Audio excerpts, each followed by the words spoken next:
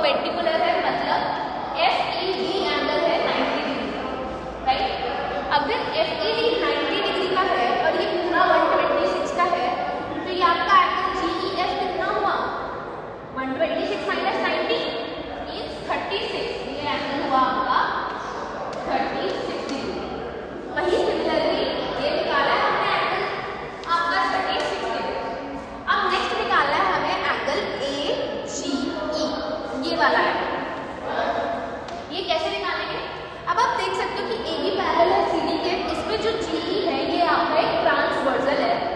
अगर इस ट्रांसवर्सल के अकॉर्डिंग आप देखो तो इसमें क्या होता है, दोनों लाइंस पैरेलल है, मतलब ये वाला एंगल इक्वल होगा इस एंगल के।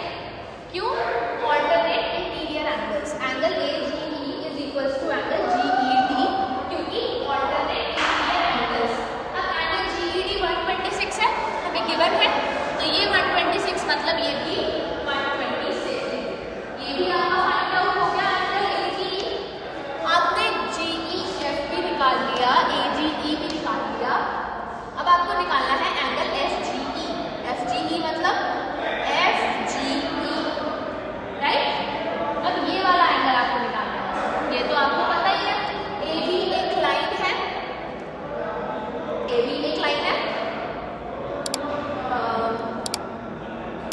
राइट। AB एक लाइन है और इसमें क्या होता है, लीनियर पेयर एंगल्स कितने डिग्री के होते हैं? 180 डिग्री के।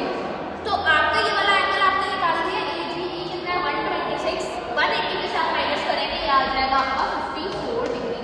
या फिर आप दूसरे तरीके से भी कर सकते हैं, जैसे कि हमें पता है CED एक लाइन है, तो इसमें CEG एंगल, ये वाला एंगल और ये वाला एंगल इक्वल 180